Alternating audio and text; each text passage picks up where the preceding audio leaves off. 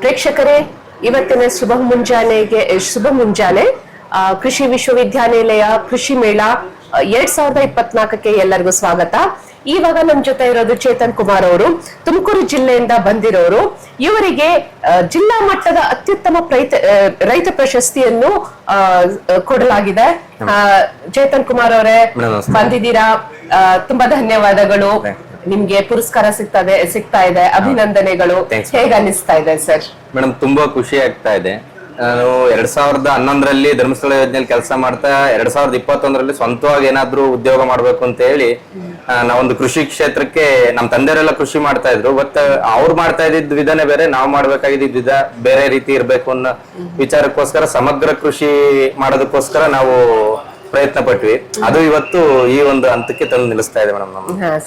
Sir, ನಿಮ್ಮ ಪಯಣದ ಬಗ್ಗೆ ಒಂದ್ ಸ್ವಲ್ಪ ಸಂಕ್ಷಿಪ್ತವಾಗಿ ನಮ್ಮ ಪ್ರೇಕ್ಷಕರಿಗೆ ಹೇಳ್ಕೊಡ್ಬೇಕು. ಮೇಡಮ್, ಅದೇ ಹೇಳಿದ್ರೆ ನನ್ನ ಎಜುಕೇಶನ್ ಮುಗಿತಿದ್ದಂಗೆ 2011ರಲ್ಲಿ ಧರ್ಮಸ್ಥಳ ಯೋಜನೆಯಲ್ಲಿ ಕೆಲಸ ಮಾಡ್ತಾ ಮಾಡ್ತಾ ಹೋದೆ. 10 ವರ್ಷಗಳು ಅಲ್ಲಿ ಸುದೀರ್ಘ ಸೇವೆ ಸಲ್ಲಿಸಿ ಮತ್ತೆ ತಿರ್ಗಾ ನಾನು ಸ್ವಂತವಾಗಿ ಏನಾದ್ರು ಮಾಡ್ಬೇಕು ಅಂತ ಅಲ್ಲಿ ರಾಜೀನಾಮೆ ನೀಡಿ ನಾನು ಕೃಷಿ ಕ್ಷೇತ್ರಕ್ಕೆ 2021ರಲ್ಲಿ ಮಾಡಿದೆ ಮೇಡಮ್. ಅಲ್ಲಿ 2021ರಲ್ಲಿ ಅಲ್ಲಿ ಜಮೀನ್ ಖರೀದಿಸಿ ಮೊದ್ಲು ನಾವು ಗಿಡಗಳನ್ನ ನೆಟ್ವಿ. ಅಂದ್ರೆ ನನಗೆ ಗಿಡದ ಹವ್ಯಾಸ, ಎಲ್ಲೇ ಹೋದ್ರು ಗಿಡ ತರಬೇಕು ಅನ್ನೋದು ಅದು ಮೊದ್ಲಿಂದ ಒಂದು ಹವ್ಯಾಸ, ಗಿಡ ಬೆಳೆಸೋದು. ಹಂಗಾಗಿ ಅದಕ್ಕೆ ಪೂರಕವಾಗಿ ಗೊಬ್ಬರ ಬೇಕು ಅಂತ ಹೇಳಿ ನಾವೇನ್ ಮಾಡಿದ್ವಿ, ಹೈನುಗಾರಿಕೆಗೆ ಹೋಗೋಣ ಅಂತ ಹೇಳಿ ಫಸ್ಟ್ ಏನ್ ಮಾಡಿದ್ವಿ, ಮೇಕೆ ತಗೊಂಡ್ವಿ. 10+1 1 ವರ್ಷ ಮೇಕೆ ಕಾಯ್ದ್ಮೇಲೆ ಅದ್ರ ಜೊತೆಗೆ ಏನಾದ್ರು ಮಾಡ್ಬೇಕು ಅಂತ ಟಗರು ಸಾಕಾಣಿಕೆ ಮತ್ತೆ ಹಸು, ಕೋಳಿಗಳು, ನಾಟಿ ಕೋಳಿ, ಮತ್ತೆ ಈ ತರ ಮೊಲ ಸಾಕಾಣಿಕೆ, ಈ ತರದ ಪ್ರತಿಯೊಂದನ್ನು ಬಾತ್ಕೋಳಿ ಎಲ್ಲದನ್ನು ಮಾಡ್ತಾ, ಜೊತೆಗೆ ಇದರಲ್ಲಿ ಏನು ತೋಟಗಾರಿಕಾ ಬೆಳೆಗಳಲ್ಲಿ ವಿವಿಧ ಬೆಳೆಗಳು ಮತ್ತೆ ಹಣ್ಣಿನ ಬೆಳೆ, ಈ ತರ ಎಲ್ಲಾನು ವಿಧವಾಗಿ ಟ್ರೈ ಮಾಡ್ತಾ ನಾನೇ ಸ್ವಂತವಾಗಿ ಕೃಷಿ ಹೊಂಡ ಮಾಡ್ಕೊಂಡೆ. ಮತ್ತೆ ಇಂಗುಗುಂಡಿಗಳು ನಾನೇ ಸ್ವಂತವಾಗಿ ಮಾಡ್ಕೊಂಡೆ. ಈ ತರ ಬಹುಬೆಳೆ ಪದ್ಧತಿ ಅಳವಡಿಸ್ಕೊಂತ ಇನ್ನು ಮುಂದಕ್ಕೂ ಹಂಗೆ ಏನು ಮಾದರಿ ಯಾರೆಲ್ಲ ಕೃಷಿ ರೈತರು ಇದಾರೆ ಅವ್ರನ್ನೆಲ್ಲ ಕಾಂಟ್ಯಾಕ್ಟ್ ಮಾಡ್ತಾ ಅವ್ರ ಸಲಹೆಗಳನ್ನ ಪಡೆಯುತ್ತಾ ಈ ತರ ಮಾಡ್ತಾ ಮುಂದೆ ಸಾಕ್ತಾ ಇದೆ ಮೇಡಮ್. ಸರ್, ನೀವೀಗ ಕೃಷಿಯಲ್ಲಿ ಇಷ್ಟೊಂದು ದೊಡ್ಡದಾಗಿ ಪಯಣವನ್ನ ಇಲ್ಲಿವರೆಗೂ ತಂದು ನಿಲ್ಸಿದೀರಾ. ಈಗ ಸರ್, ಸ್ಫೂರ್ತಿ ಯಾರು ನಿಮ್ಗೆ?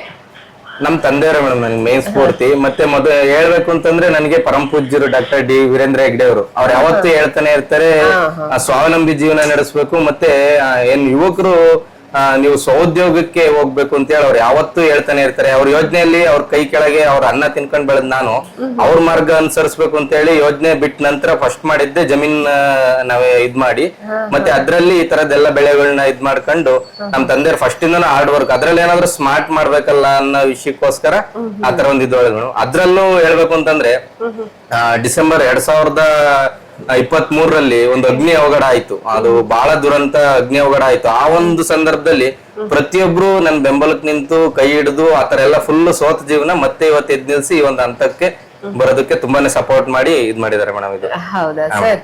ಒಳ್ಳೇದು ಸರ್, ತುಂಬಾ ಖುಷಿ ಆಯ್ತು.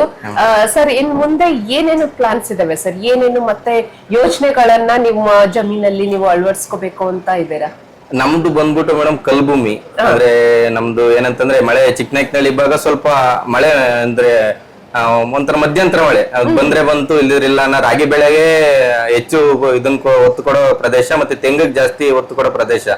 ಅಂತದ್ರಲ್ಲಿ ಏನಾದ್ರೂ ಸ್ವಲ್ಪ ಅಂದ್ರೆ ವಿವಿಧವಾಗಿ ಏನಾದ್ರೂ ಮಾಡ್ಬೇಕು ಅನ್ನೋ ಒಂದು ಇದ್ರಲ್ಲಿ ಕಾಲಿಟ್ಟಿದೀನಿ. ಅದ್ ನಿನ್ ಮುಂದಕ್ಕೆ ಒಂದೊಂದೇ ಹಂತವಾಗಿ ನನ್ ಕೈಲಾದ ಮಟ್ಟಕ್ಕೆಲ್ಲ ಪ್ರಯತ್ನ ಪಡ್ತಾ ಈ ಜೇನು ಸಾಕಾಣಿಕೆ ಮತ್ತೆ ಟಗರು, ಕೋಳಿ, ಕುರಿ ಈ ತರ ಎಲ್ಲಾ ವಿಷಯದನ್ನು ಬರ್ತಾ ಈ ಬೆಳೆಗಳಲ್ಲಿ ಏನಾದ್ರೂ ಬೇರೆ ಮಾಡ್ಬೇಕು. ಈ ಪೆಪ್ಪರು ಮತ್ತೆ ಕಾಳ್ಮೆಣಸು, ಇದು ಚಕ್ಕೆ ಗಿಡ, ಈ ತರ ಏನೋ ವಿಶೇಷವಾಗಿ ಏನಾದ್ರು ಮಾಡ್ಬೇಕು ಅಂತ ಹೇಳಿ ಪ್ರಯತ್ನ ಪಡ್ತಾ ಇದ್ದೀನಿ ಮೇಡಮ್. ಇನ್ನು ಹೌದಾ ಸರ್? ಇಷ್ಟೊಂದೆಲ್ಲ ಮಾಡ್ಬೇಕಂತ ಯೋಚನೆ ಮಾಡ್ತಾ ಇದ್ದೀರಾ, ಮಾಹಿತಿ ನಿಮ್ಗೆ ಯಾವ ಕಡೆಯಿಂದ ಸಿಗ್ತಾ ಇದೆ ಸರ್? ಮಾಹಿತಿ ಅಂತಂದ್ರೆ ನಾನು 3 ವರ್ಷ CHSC ಅಂತಂದ್ರೆ ಧರ್ಮಸ್ಥಳ ಯೋಜನೆ CHSC ಮ್ಯಾನೇಜರ್ ಆಗಿ ನಾನು ಕೆಲಸ ಮಾಡ್ತಾ ಹೋಗ್ತಾ ಇದ್ದೆ. ಅವಾಗ ನಂದು ಕೃಷಿ ಪೂರ್ತಿ ಎಲ್ಲ ರೈತರ ಜೊತೆ ಒಡನಾಟ ಇದ್ದಿದ್ರಿಂದ ಆಯಾ ತೋಟಗಳಿಗೆ ಹೋಗಿ ಅವ್ರ ಜೊತೆ ನಮಗೆ ಜಾಸ್ತಿ ಬಾಂಧವ್ಯ ಇದ್ದಿದ್ರಿಂದ ನನಗೂ ಕೃಷಿ ಮೇಲೆ ಒಲವು ಬಂತು. ಹಂಗಾಗಿ ಕೃಷಿ ಮಾಡೋ ಇದ್ರಲ್ಲಿ ಪೂರಕವಾಗಿ ಇವೆಲ್ಲ ಹುಟ್ಟುತ್ತಾ ಅಂತ ಬಂತು. ಹೌದಾ ಸರ್? ಸರ್, ಈಗ ಕೃಷಿ ವಿಶ್ವವಿದ್ಯಾನಿಲಯ ಆಮೇಲೆ ಕೃಷಿ ವಿಜ್ಞಾನ ಕೇಂದ್ರ ಯಾವ ಮಟ್ಟಕ್ಕೆ ನಿಮ್ಗೆ ಸಪೋರ್ಟ್ ಆಗ್ತಾ ಇದೆ?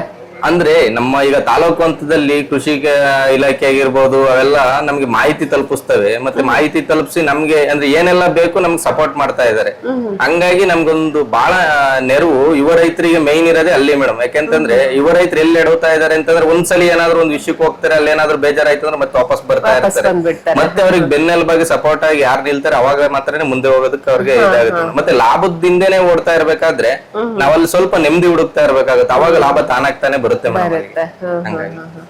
ಓಕೆ ಸರ್, ಇಷ್ಟೊಂದೆಲ್ಲ ಸಾಧಿಸಿದಿರಾ, ನಮ್ಮ ಯುವ ಜನತೆಗೆ ಇನ್ನೇನೆಲ್ಲ ಸಂದೇಶ ಕೊಡಕ್ ಇಷ್ಟಪಡ್ತೀರಾ? ಮೇಡಮ್ ಅದೇ ಈಗ ಕೆಲ್ಸ ಅಂತ ಹೇಳ್ಬಿಟ್ಟು ತಂದೆ ತಾಯಿ ಮತ್ತೆ ಅಲ್ಲಿನ ಕುಟುಂಬ ಬಿಟ್ಟು ಆಚೆ ಹೋಗಿ ದುಡಿತೀವಿ, ಅದು ಅನಿವಾರ್ಯತೆ, ದುಡಿಲೇಬೇಕು.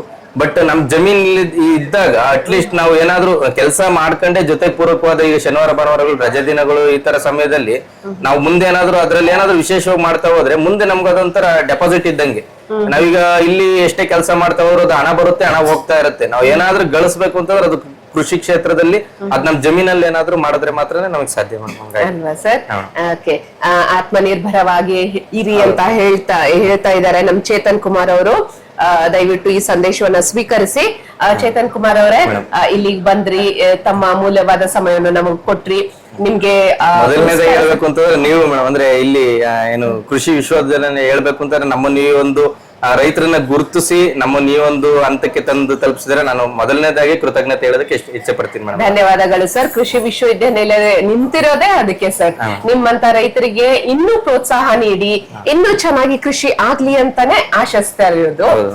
ಸರ್ ಬಂದಿದ್ದೀರಾ, ತಮ್ಗೆ ಪುರಸ್ಕಾರ ಸಿಕ್ಕಿದೆ, ತುಂಬಾ ಶುಭಾಶಯಗಳು. ಇನ್ನೂ ಬೆಳಿರಿ, ಇನ್ನೂ ಚೆನ್ನಾಗಿ ಮಾದರಿಯಾಗಿ ಇನ್ನೂ ರೈತರಿಗೆ ಹೀಗೆ ಮಾಡ್ತಾ ಇರಿ ಸರ್. ತುಂಬಾ ಧನ್ಯವಾದಗಳು ಬಂದಿದ್ದಕ್ಕೆ. Thank you.